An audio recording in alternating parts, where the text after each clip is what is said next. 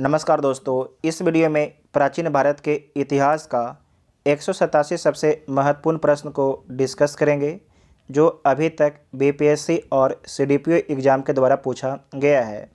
BPSC जो है 38वीं BPSC से लेके 69वीं बीपीएससी तक इसमें क्वेश्चन डिस्कस किया गया है। ये आपके पार्ट 2 है और आपके लास्ट पार्ट है। इसका पहले पार्ट 1 को अपलोड कर दिया गया है, जो नहीं देखे जाके देख लीजिएगा। प्लेलिस्ट में वीडियो आपको मिल जाएगा। अगर वीडियो आप सभी को हेल्पफुल लगता है तो चैनल को सब्सक्राइब कीजिएगा और वीडियो को अपने दोस्तों में शेयर जरूर कीजिएगा। इसका पीडीएफ के टेलीग्राम ग्रुप ज्वाइन कर सकते हैं, जिसका लिंक आपको डिस्क्रिप्शन में दिया गया है। तो आइए देखते हैं पहला क्वेश्चन। पाटलिपुत्र में स्थित चंद्रगुप्त का महल मुख्यतः बना था, किससे बना था? तो लकड़ी से बना हुआ था। पाटलिपुत्र मतलब वर्तमान पटना में स्थित चंद्रगुप्त का जो महल था लकड़ी से बना है और पटना के समीप बुलंदी बाग और कुम्हरार में आपके जो लकड़ी का महल है इसका साक्ष्य मिला है। बोधिसत्व पद्ममणि की पेंटिंग स्थित है, तो कहाँ स्थित है?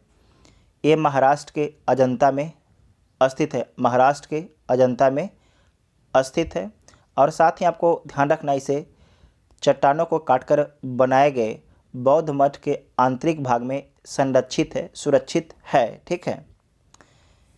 नेक्स्ट पॉइंट है कि बिहार में विक्रमशिला विश्वविद्यालय के संबंध में निम्नलिखित कथनों पर आपको विचार करना है, तो विचार कीजिए। यह बिहार के बांका जिले में स्थित है, तो गलत है। बिहार के भागलपुर डिस्ट्रिक्ट में स्थित है। इसकी स्थापना पाल वंश के राजा गोपाल प्रथम के द्वारा किया गया था, ये आपके गलत है। गोपाल प्रथम के द्वारा नहीं किया गया था, राजा धर्मपाल के द्वारा जो है विक्रमशिला विश्वविद्यालय की स्थापना किया गया था। बौद्ध धर्म का वज्रयान संप्रदाय यहाँ फला फूला, बिल्कुल ठीक है।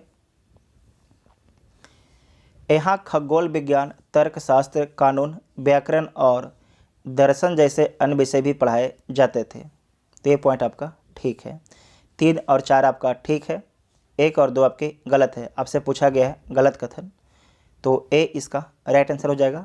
ये पूछा है 2023 में 69वीं बीपीएससी में। ठीक है। ये भागलपुर से 38 किलोमीटर आपके दूर है। ठीक है, लेकिन भागलपुर ज़िला में ही है। अगला पॉइंट है, विक्रमशिला विश्वविद्यालय किनके द्वारा स्थापित किया गया था? ये आपके 68वीं बीपीएससी में पूछा गया था। विक्रमशिला विश्वविद्यालय किनके द्वारा स्थापित किया गया? तो धर्मपाल के द्वारा स्थापित किया गया है। विक्रमशिला शिक्षा केंद्र के संस्थापक का नाम क्या है? तो अभी आपने देखा धर्मपाल, ये पूछा 1999 में। निम्नलिखित में से किस मौर्य राजा ने दक्कन की विजय प्राप्त की थी? तो ये प्राप्त किया गया था चंद्रगुप्त के द्वारा। इसे ध्यान से पढ़ लीजिए। मौर्य साम्राज्य के संस्थापक चंद्रगुप्त मौर्य ने दक्षिण भारत की विजय प्राप्त की थी। इस संदर्भ में अशोक के अभिलेख, जैन एवं तमिल साक्ष्यों से जानकारी प्राप्त होती है कि दक्षिण भारत के अनेक स्थलों में अशोक के अभिलेख प्राप्त हुए हैं, किंतु अशोक ने एकमात्र कलिंग विजय की। जो कलिंग विजय है अशोक कब करता है? 261 बीसी में करता है, आज के उड़ीसा। अतः ऐसी स्थिति में दक्षिण में विजय का श्रेय हमें चंद्रगुप्त मौर्य को ही देना पड़ेगा, क्योंकि बिंदुसार की विजय अत्यंत संदिग्ध है एवं इतिहास में उसे एक विजेता के रूप में स्मरण नहीं किया जाता है। जैन एवं तमिल साक्ष्य भी चंद्रगुप्त मौर्य की दक्षिण विजय की पुष्टि करते हैं। ठीक है। अगला पॉइंट है कि अभिलेख, जिससे यह प्रमाणित होता है कि चंद्रगुप्त का प्रभाव पश्चिम भारत पर था। कौन से अभिलेख में इसकी जानकारी मिलता है? तो रुद्रदामन का जूनागढ़ शिलालेख में, तो सी इसका राइट आंसर हो जाएगा। नेक्स्ट पॉइंट है कि निम्न में से कौन सा क्षेत्र अशोक के साम्राज्य में सम्मिलित नहीं था? इसमें से कौन सा क्षेत्र जो है अशोक के साम्राज्य में सम्मिलित नहीं था? तो अफगानिस्तान, बिहार और कलिंग सम्मिलित है, जबकि श्रीलंका सम्मिलित नहीं है। तो सी इसका राइट आंसर हो जाएगा। इसमें आप पढ़ सकते हैं कि श्रीलंका अशोक के साम्राज्य में सम्मिलित नहीं था। द्वितीय शिलालेख से स्पष्ट होता है कि भारत में अशोक का अधिकार चोल, पांड्य, सत्यपुत्र, केरलपुत्र एवं ताम्रपर्णी, याद रखिएगा ताम्रपर्णी को आज श्रीलंका बोला जाता है, श्रीलंका को छोड़कर सर्वत्र था। इन राज्यों को प्रत्यंत या सीमावर्ती राज्य कहा गया है। याद रखिएगा, इंपॉर्टेंट पॉइंट है, ये राज्य आपसे पूछा जा सकता है। अशोक के शासनकाल में बौद्ध सभा किस नगर में आयोजित की गई? आपको पता है कि टोटल आपके 4 बौद्ध सभा हुआ, तो तीसरा जो बौद्ध सभा है अशोक के शासनकाल में पाटलिपुत्र में होता है, तो बी इसका राइट आंसर हो जाएगा। और इसके अध्यक्ष कौन होते हैं? तो मोगलीपुत्रस इसके अध्यक्ष होते हैं। ठीक है, अगला पॉइंट है कि अशोक के शिलालेखों में प्रयुक्त भाषा है, तो कौन सी भाषा आपकी प्रयुक्त की गई है?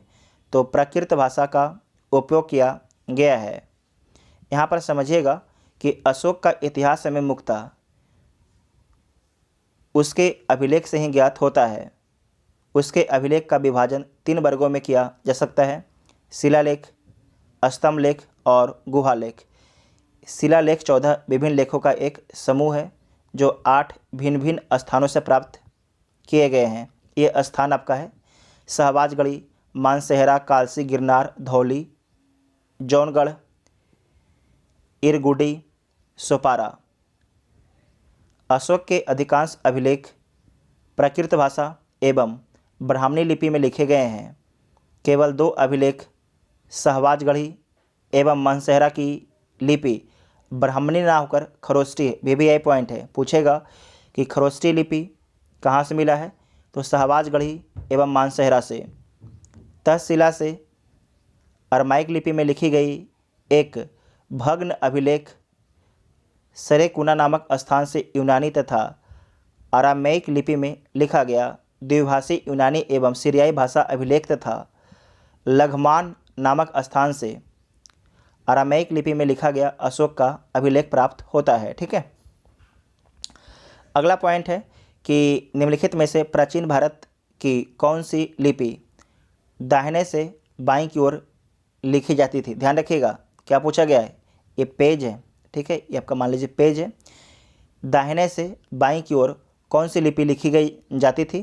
तो आपको याद रखना है खरोष्टी लिपि। कौन सी लिपि? खरोष्टी लिपि। तो सी इसका राइट आंसर हो जाएगा। ठीक है, अगला पॉइंट आइए कि अशोक के धम्म का मूल संदेश क्या है? अशोक के धम्म का मूल संदेश क्या था? तो राजा के प्रति वफादारी, शांति एवं अहिंसा, बड़ों का सम्मान, धार्मिक सहनशीलता। तो इसमें एक से अधिक ऑप्शन आपका ठीक हो जाएगा, तो ए इसका राइट आंसर हो जाएगा। ठीक है, अगला है कि केवल वह स्तंभ जिसमें अशोक ने स्वयं को मगध का सम्राट बताया है, उस स्तंभ का नाम क्या है? तो ये भब्रू का स्तंभ है। ठीक है, ये भब्रू का स्तंभ है। इसमें अशोक स्वयं को जो है मगध का सम्राट बताता है। अपने शिलालेखों में अशोक समानता किस नाम से जाने जाते हैं? तो आपको याद रखना है प्रियदर्शी के नाम से जाने जाते हैं।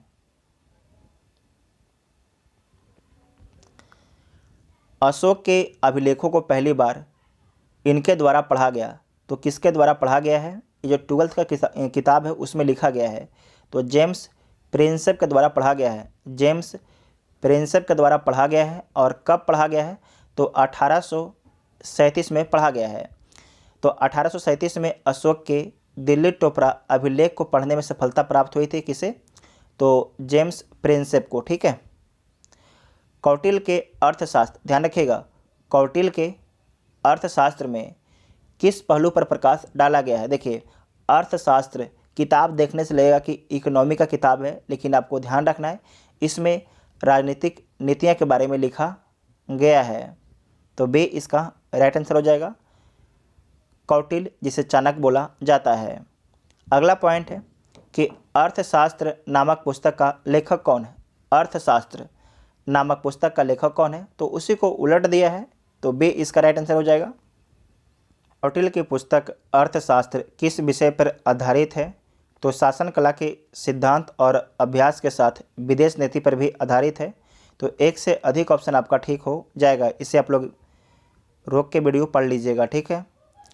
अगला पॉइंट है कि निम्नलिखित में से कौन सा मंदिर कांचीपुरम में स्थित है? तो इसमें ध्यान रखना है कि एकाम्बरेश्वरार की मंदिर जो है ये कांचीपुरम में स्थित है। तो डी इसका राइट आंसर हो जाएगा।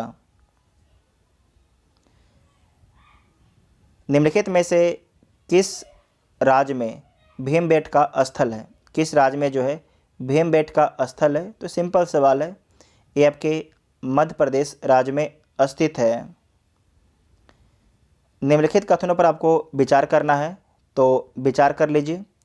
फाहियान एक चीनी तीर्थयात्री था जो हर्ष के शासनकाल के दौरान भारत आया था। देखिए, ह से हर्षवर्धन, ह से ह्वेनसांग, तो ये हो जाएगा आपका गलत, ये हो जाएगा गलत, ठीक है।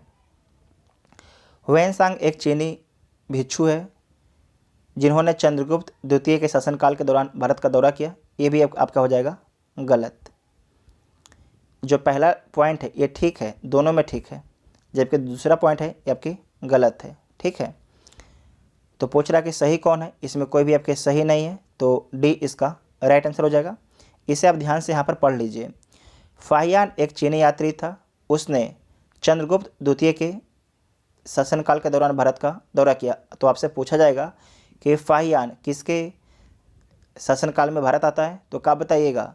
चंद्रगुप्त द्वितीय के शासनकाल में। अगर आपसे पूछेगा ह्वेनसांग, तो आप लोग बताइएगा कि हर्षवर्धन के शासनकाल में भारत आया था। ह्वेनसांग हर्षवर्धन के शासनकाल में भारत आया था, ठीक है। यहाँ पर देखिए लिखा गया है, केवल हर्ष लिखा गया है। यहाँ पर देखिए केवल हर्ष लिखा गया, हर्षवर्धन, ठीक है। नेक्स्ट पॉइंट है कि प्रसिद्ध चीनी यात्री फाहियान ने किसके शासनकाल में भारत की यात्रा की? अच्छा सवाल है। चंद्रगुप्त प्रथम, चंद्रगुप्त द्वितीय, तो किसके दरबार में आया था?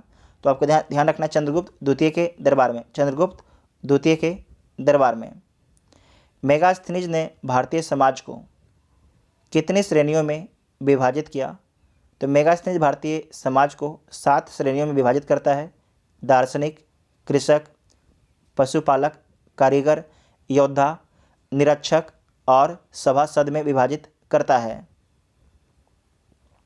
साथ ही याद रखना है कि ये बताता है कि भारत में दास प्रथा आपके प्रचलित नहीं है। मौर्य समाज का 7 वर्गों में विभाजन का विशेष रूप से उल्लेख किया गया है। तो किसके द्वारा किया गया है?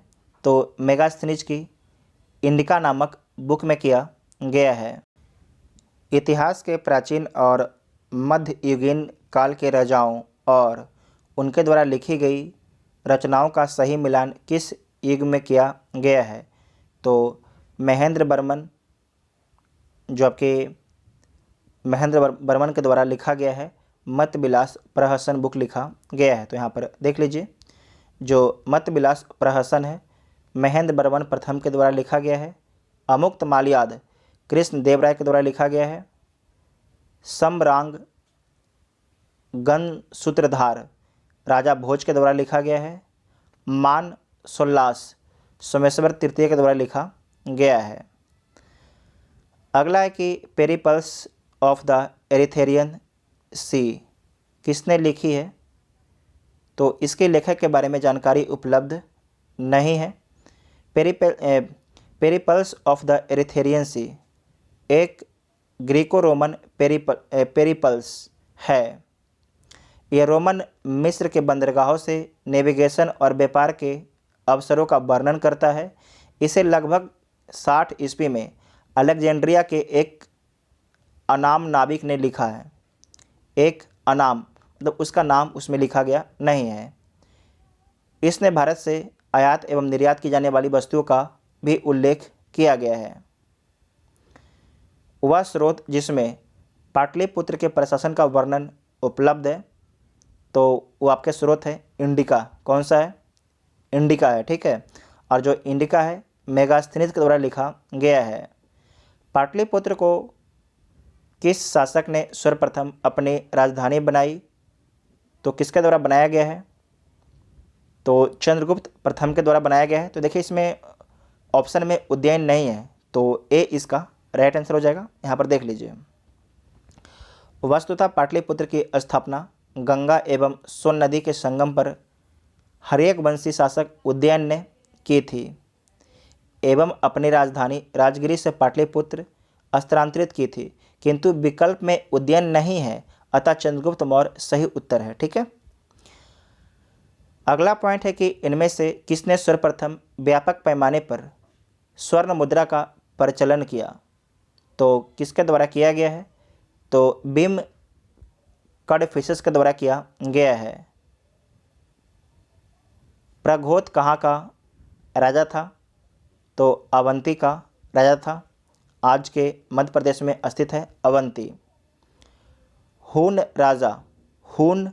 राजा तोरमान किस औलिकर राजा द्वारा पराजित किया गया था? तो प्रकाश वर्मन के द्वारा पराजित किया गया था। प्रघोत कहाँ का राजा था? तो आपको पता है अवंती का। अगला पॉइंट है, तंजावुर में बृहदेश्वर मंदिर का निर्माण किस राजा द्वारा करवाया गया था? तो किसके द्वारा करवाया गया था? तो राज प्रथम के द्वारा। वीवीआई पॉइंट है, ये मैक्सिमम एग्जाम में पूछा जाता है कि तंजावुर में बृहदेश्वर मंदिर का निर्माण किस राजा द्वारा करवाया गया? तो राज प्रथम के द्वारा करवाया गया है। निम्नलिखित अभिलेखों में से किसमें विधवा दहन का उदाहरण उल्लेखित है? तो भानुगुप्त का एरन स्तंभ अभिलेख में। तो सी इसका राइट आंसर हो जाएगा। शुंग वंश के किस वंश ने भारत पर राज किया? शुंग वंश के बाद किस वंश ने भारत पर राज किया? तो शुंग वंश के बाद आपके कण्व वंश के द्वारा भारत पर राज किया गया था। साथ ही आपको ध्यान रखना है, जो शुंग वंश है उसका अंतिम राजा कौन था? तो देवभूति था। जबकि जो कण्व वंश है इसके संस्थापक कौन है? तो वासुदेव इसके संस्थापक हैं। वासुदेव इसके संस्थापक हैं। राजा खारवेल का नाम जुड़ा है। राजा खारवेल का नाम जुड़ा है, तो हाथी गुफा अभिलेख से जुड़ा हुआ है। हाथी गुफा अभिलेख से जुड़ा हुआ है। कलिंग का चेदी शासक खारवेल प्राचीन भारतीय इतिहास के महान सम्राटों में से एक था। उड़ीसा प्रांत के भुवनेश्वर में स्थित उदयगिरी पहाड़ी की हाथी गुफा से उसका एक बिना तिथि का अभिलेख प्राप्त हुआ। इसमें खारवेल के बचपन, शिक्षा, राज्याभिषेक तथा राजा होने के बाद से 13 वर्षों के शासन की घटनाओं का क्रमबद्ध विवरण दिया हुआ है। यह अभिलेख खारवेल का इतिहास जानने का एकमात्र स्रोत है, ठीक है। अगला पॉइंट है कि किस गुप्त शासक ने अपने बड़े भाई की हत्या कर सत्ता प्राप्त की? तो चंद्रगुप्त द्वितीय के द्वारा जो है अपने बड़े भाई की हत्या कर सत्ता प्राप्त किया गया है। समुद्रगुप्त के पश्चात उसका बेटा रामगुप्त शासक बनता है, लेकिन शकों के आक्रमण का सक्षम विरोध न करने के कारण उसके भाई चंद्रगुप्त द्वितीय ने रामगुप्त की हत्या कर उनकी पत्नी ध्रुव देवी से विवाह कर लिया तथा शकों के विरुद्ध विजय प्राप्त की। तो आपको ध्यान रखना है किसकी हत्या करता है? तो रामगुप्त की हत्या कौन कर देता है? तो चंद्रगुप्त द्वितीय कर देता है, और उसकी पत्नी जो है ना ध्रुव देवी से विवाह भी कर लेता है, ठीक है। अगला पॉइंट है कि नगरों का क्रमिक पतन किस काल की एक महत्वपूर्ण विशेषता थी? तो ये विशेषता है गुप्त काल की। अगला सवाल है कि निम्नलिखित में से कौन सा बंदरगाह गुप्त काल में उत्तर भारतीय व्यापार के लिए उपयोग किया जाता था? तो कल्याण, ताम्रलिप्ति, भड़ौच और कैम्बे, इन चारों का होता था। तो एक से अधिक ऑप्शन आपका ठीक हो जाएगा। जो ताम्रलिप्ति बंदरगाह है इससे आपके एशिया, दक्षिण पूर्व एशिया, चीन, श्रीलंका, जावा, सुमात्रा आदि देश से व्यापार होता था। जबकि पश्चिम भारत के जो बंदरगाह है भड़ौच, इससे पश्चिमी देशों के साथ आपके व्यापार होता था। साथ ही कल्याण और कैम्बे से भी आपके व्यापार होता था। किस शासक वंश ने मंदिरों एवं ब्राह्मणों को सबसे अधिक ग्राम अनुदान में दिया था? किस शासक वंश ने सबसे अधिक जो है मंदिरों एवं ब्राह्मणों को सबसे अधिक ग्राम अनुदान में दिया था? तो ये दिया गया था गुप्त वंश के द्वारा। गुप्त वंश के द्वारा गुप्त युग में भूमि राजस्व की दर क्या थी? तो उपज का छठा भाग था। उपज का छठा भाग था। भागवत संप्रदाय के विकास में किसकी देन अत्यधिक थी? तो गुप्त वंश की अत्यधिक देन थी। इनमें से किसने पहली बार व्याख्या की थी कि पृथ्वी के अपनी धुरी पर घूमने के कारण प्रतिदिन सूर्योदय एवं सूर्यास्त होता है? पहली बार किसके द्वारा बताया गया था? तो पहली बार जो है आर्यभट्ट के द्वारा बताया गया था। आर्यभट्ट के द्वारा पहली बार बताया गया था। तो ए इसका राइट आंसर हो जाएगा। इनमें से कौन गुप्त काल में औषधि के क्षेत्र में अपने कार्य के लिए जाने जाते हैं? तो देखिए कोई भी जाने नहीं जाते हैं, तो ए इसका राइट आंसर हो जाएगा। इसे आप लोग ध्यान से पढ़िएगा कि सुश्रुत को शैल चिकित्सा का जनक कहा जाता है। यह काशी के रहने वाले थे। इनका काल लगभग 600 ईसा पूर्व माना जाता है। शौनक ऋग्वैदिक कालीन ऋषि थे। शूद्रक गुप्त कालीन नाटककार थे। ठीक है, सौमिला गुप्त कालीन नाटककार थे। जितना ऑप्शन दिया गया है सबको हैंडल कर लिया गया। उसके बाद देखिए आगे, जिसे कालिदास ने भास और कविपुत्र के साथ याद किया जाता है। इस प्रकार गुप्त काल में औषधि के क्षेत्र में उपयुक्त में से किसी ने कार्य नहीं किया। यद्यपि बिहार लोक सेवा आयोग ने अपने प्रारंभिक उत्तर पत्र में जो है इसका सही उत्तर ए माना है। चूँकि गुप्त काल का प्रारंभ जो है 275 एडी श्रीगुप्त से प्रारंभ होता है, जो सुश्रुत के मानकाल प्रायः 600 बीसी से 1500 बीसी से करीब 1000 बाद का है। इसलिए सुश्रुत को गुप्त काल के समकालीन मानना औचित्यपूर्ण नहीं, क्योंकि जो बीपीएससी है इसे सुश्रुत ही माना था। ठीक है, लेकिन गलत माना गया था। वर्धन राजवंश की स्थापना किसने की? जो वर्धन राजवंश है इसकी स्थापना पुष्पभूति के द्वारा किया गया है। चीनी यात्री ह्वेनसांग ने किस विश्वविद्यालय में अध्ययन किया था? तो नालंदा विश्वविद्यालय में अध्ययन किया था। ह्वेनसांग की भारत में यात्रा के समय सूती कपड़ों के उत्पादन के लिए सबसे प्रसिद्ध नगर था, तो मथुरा था। मथुरा आज के उत्तर प्रदेश राज्य में स्थित है। कविबान निवासी था, तो कविबान कहाँ का निवासी था? तो पाटलिपुत्र का निवासी था। पाटलिपुत्र का निवासी था। और ध्यान रखिएगा कि वान भट्ट हर्षवर्धन के दरबारी कवि थे। ये पाटलिपुत्र क्षेत्र के निवासी थे। हर्षचरित, कादम्बरी, चंडी शतक इनकी प्रमुख रचनाएं हैं। चीनी यात्री इत्सिंग ने बिहार का भ्रमण किया लगभग, तो कब किया लगभग? तो इसमें जो दिया गया है तो कोई जानकारी नहीं है, तो यहाँ पर एक बार देख लीजिए। चीनी यात्री जो इत्सिंग है 671 या 672 ईस्वी में जब वह युवक था, अपने 37 बौद्ध सहयोगियों के साथ बौद्ध धर्म के अवशेषों को देखने की इच्छा से उसने पाश्चात्य विश्व का भ्रमण करने का निश्चय किया।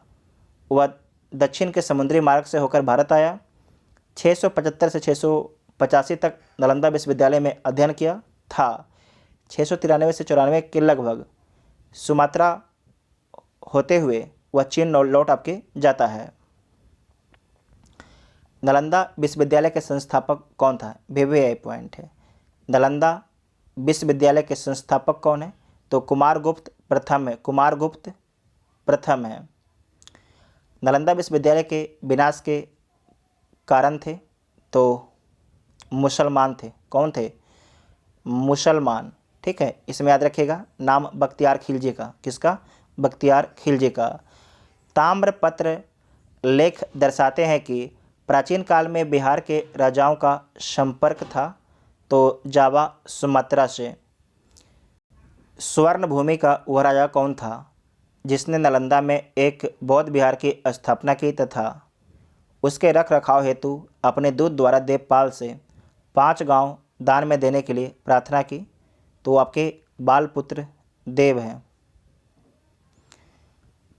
खजुराहो मंदिर स्थापत के निर्माण में सहयोगी थे? तो चंदेल थे, चंदेल। निम्नलिखित राजवंशों में किसका उल्लेख संगम साहित्य में नहीं हुआ है? तो चेर, चोल, पांड्य का हुआ था, जबकि कदम का नहीं हुआ था। संगम युग में उरैयूर किस लिए विख्यात था? तो कपास के व्यापार का महत्वपूर्ण केंद्र था, कपास के व्यापार का महत्वपूर्ण केंद्र था। तमिलनाडु के तिरुचिरापल्ली में अवस्थित कावेरी नदी के तट पर उरैयूर संगमकालीन चोलों की राजधानी थी। यह कारी एवं वरानम नामों से भी प्रसिद्ध था। संगम युग में उरैयूर कपास तथा सूती वस्त्र का प्रमुख बड़ा केंद्र था। पृथ्वीराज रासो के लेखक कौन है? तो चंद्रवरदायी हैं। कौन है? चंद्रवरदायी हैं। पृथ्वीराज रासो नामक पुस्तक किसके द्वारा लिखी गई? तो सिंपल बात है, चंद्रवरदायी के द्वारा लिखा गया है। अगला पॉइंट है, स्वप्नवासवदत्ता के लेखक हैं। स्वप्नवासवदत्ता के लेखक कौन है? तो इसके लेखक हैं भास हैं। कौन है? भास। तो बी इसका राइट आंसर हो जाएगा। कुमार संभव महाकाव्य किस कवि ने लिखा है? तो ये लिखा गया है कालिदास के द्वारा, कालिदास के द्वारा लिखा गया है। नेक्स्ट है कि किराता जुनिये पुस्तक के लेखक कौन है? किरातार जुनिये पुस्तक के लेखक कौन है? तो इसके लेखक हैं भारवी। इसके लेखक हैं भारवी। इसका उच्चारण आप लोग भी कर लीजिएगा। उस स्रोत का नाम बताइए जो प्राचीन भारत के व्यापारिक मार्गों पर मौन है। तो संगम साहित्य, जातक कहानियाँ आपके बोलता है, जबकि मिलिंद पन्हो आपके मौन है। तो बे इसका राइट आंसर हो जाएगा। यहाँ पर आप लोग पढ़ सकते हैं कि पाली भाषा में बौद्ध भिक्षु नागसेन द्वारा लिखित मिलिंद पन्हो में नागसेन एवं हिंद यमन शासक मेनांडर के बीच वार्तालाप का वर्णन है। इसमें व्यापारिक मार्गों का वर्णन नहीं मिलता है। हर्षचरित नामक पुस्तक किसने लिखी है?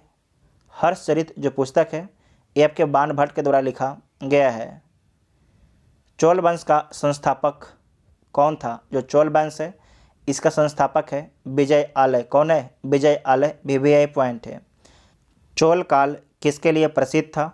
तो चोल काल जो है ग्राम पंचायत के लिए प्रसिद्ध था, ग्राम पंचायत के लिए प्रसिद्ध था। चोल शासन की सबसे उल्लेखनीय विशेषता स्वायत्त शासी ग्रामीण संस्थाओं के संचालन में परिलक्षित होती है। ग्राम पंचायत चोल काल में प्रसिद्ध था। उत्तर मेरूर से प्राप्त अभिलेख से ग्राम सभा के कार्यों आदि का विस्तृत वर्णन मिलता है। तो इस अभिलेख के बारे में आपसे पूछा जा सकता है। ठीक है, कौन सा मध्यकालीन भारतीय साम्राज्य व्यापक स्तर पर स्थानीय स्व शासन के लिए प्रसिद्ध था? तो कौन था? तो आपको ध्यान रखना है, चोल था। कौन था? चोल। अभी देख चुके हैं। दक्षिण भारत के मंदिरों के आकर्षक द्वार क्या कहलाते हैं? तो गोपुरम कहलाते हैं, गोपुरम।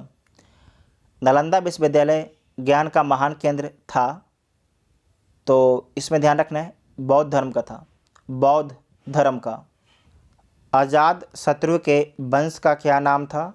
तो अजात शत्रु के वंश का नाम हर्यक वंश है। तो बे इसका राइट आंसर हो जाएगा।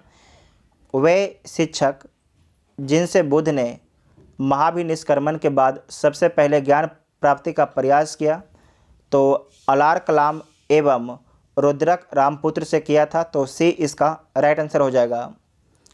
अष्टप्रधान मंत्री परिषद किसके राज प्रबंधन में सहायता करती थी? तो शिवाजी के राज प्रबंधन में सहायता करती थी। 2020 में पूछा गया है। अष्टप्रधान का गठन किसने किया था? किसके द्वारा किया गया था? तो शिवाजी के द्वारा किया गया था। फिर से रिपीट होता है कि अष्टप्रधान मंत्री परिषद थी तो मराठा प्रशासन में थी, मराठा प्रशासन में थी। मौर्य वंश का अंतिम शासक कौन था? तो बृहदर्थ जो है मौर्य वंश का अंतिम शासक था। अंतिम मौर्य सम्राट था तो बृहदर्थ था, इसे घुमा के पूछा गया है। वह स्थान जहाँ महावीर ने पूर्ण आध्यात्मिक ज्ञान प्राप्त किया उसका नाम क्या है? तो उसका नाम है जंभिक ग्राम। क्या उसका नाम है? जंभिक ग्राम। ठीक है, तो यहाँ पर पढ़ लीजिए कि महावीर स्वामी को 12 वर्ष की कठोर तपस्या तथा साधना के पश्चात जंभिक ग्राम के समीप रेजुपालका नदी के तट पर साल वृक्ष के नीचे केवल पूर्ण ज्ञान प्राप्त हुआ। फलता वह कैबलिन कहलाए। क्या कहलाए? कैबलिन कहलाते हैं। अंग जनपद की राजधानी थी तो चंपा था। कहाँ पर था? चंपा। वर्तमान आपके भागलपुर और मुंगेर जिले के अंतर्गत आता है। कल्हन की पुस्तक का नाम क्या है? तो आपको याद रखना है जो राजतरंगिणी है, राजतरंगिणी, कल्हन के द्वारा राजतरंगिणी बुक लिखा गया है, तो डी इसका राइट आंसर हो जाएगा। इसमें याद रखिए कश्मीर के इतिहास के बारे में लिखा गया है। गुप्त काल में शीशे के सिक्के की एक बड़ी संख्या जारी की गई, तो किसके द्वारा शीशे का सिक्का जारी किया गया था? तो सातवाहनों के द्वारा जारी किया गया था। अशोक की नीति के आर्थिक परिणामों के कारण ही मौर्य साम्राज्य का पतन अधिकांशतः उचित था। इस तथ्य में किसने विश्वास किया है? इस तथ्य में जो है किसके द्वारा विश्वास किया गया है? तो रोमिला थापर के द्वारा किया गया है। रोमिला थापर के द्वारा किया गया है। प्रसिद्ध इलाहाबाद प्रशस्ति का लेखक था, तो आप सभी को पता है कौन है? हरिसेन है। कौन है? हरिसेन। और हरिसेन किसका दरबारी कवि था? तो समुद्रगुप्त का दरबारी कवि था, समुद्रगुप्त का। ठीक है, जिसे भारत का नेपोलियन बोला जाता है। नेक्स्ट पॉइंट है कि वराबुदूर विश्व में सबसे अद्भुत स्तूप है। इसकी मूर्ति और मूर्तिकला किसका शानदार उदाहरण है? तो भारत और जावा कला का, भारत और जावा कला का। ये आपके बीपीएससी सीडीपी में पूछा गया था 2022 में। महावंश के अनुसार बिंबिसार किस आयु में सिंहासन पर बैठा था? बहुत ही अच्छा सवाल है। तो 15 वर्ष की आयु में बिंबिसार सिंहासन पर बैठा था, 15 वर्ष की आयु में।